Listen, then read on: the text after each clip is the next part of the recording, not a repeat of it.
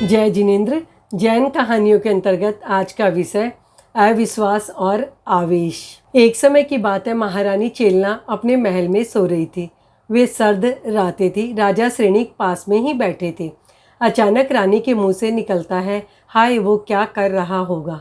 जैसे ही राजा श्रेणिक के कानों में ये शब्द पड़ते हैं, उनके मन में शंका हो जाती है। वे रानी के प्रति शंकाशील हो जाते हैं और सोचने लग जाते हैं कि रानी का जरूर किसी अन्य पुरुष के साथ संपर्क है। पूरी रात वे इसे अधेड़ बुन में निकाल देते हैं। प्रातःकाल की बेला हो जाती है।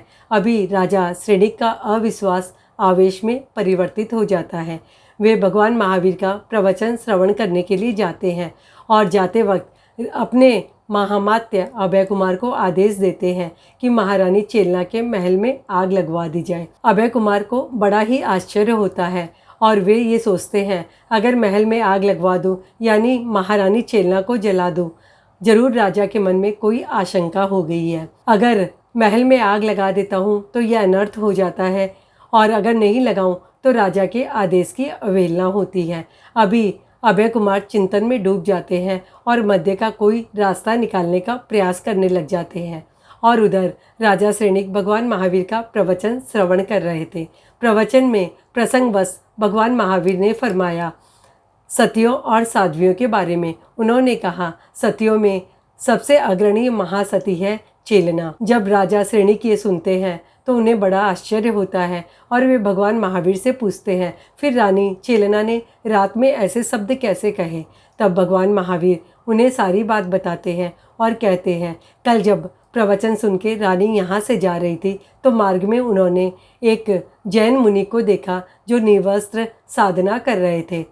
रानी आज रात में उन्हीं कंबल में अपने शरीर को लपेटकर सो रही थी। सिर्फ कंबल से बाहर उनका हाथ था और हाथ बर्फ़ की तरह जम गया था, उसमें अकड़न आ गई थी, हाथ वो उठा भी नहीं पा रही थी। तब रानी ने सोचा, धन्य है वह मुनि जो इतने ठंडी रातों में ठंडे दिन में इस तरह साधना करते हैं। और रानी के मुँह से अनायास ही ये निकल जाता है, हाय वो क्या कर रहा होगा। और इस पर आपका मन शंकाशील हो गया। अभी तो शंका के बादल छट जाते हैं और राजा को उजाला मिल जाता है। वह त्वर गति से अपने महल की ओर जाते हैं और मार्ग में उन्हें मिलते हैं अभय कुमार। अभय कुमार से पूछते हैं, मेरे आदेश का पालन हुआ। इस पर अभय कुमार कहते हैं, अभी अभी पालन करके ही आ रहा हूँ। राजा श्रेणिक कहते हैं, बड़ा अनर्थ हो गया, महारानी चेलना तो महासती है, अब क्या होगा।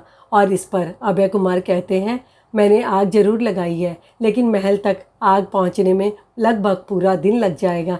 इस पर राजा श्रेणिक बड़े ही खुश हो जाते हैं और एक संतुष्टि भरी सांस लेते हैं। इस तरह अपनी बुद्धि से अभय कुमार ने दोनों को बचा लिया, रानी को जलने से और राजा को अपनी नज़रों में गिरने से। हम कोई भी निर्णय पर पहुंचते हैं तो पहले हमें सत्यता का ज्ञान करना चाहिए, उसके बाद अपनी धारणा कायम करनी चाहिए।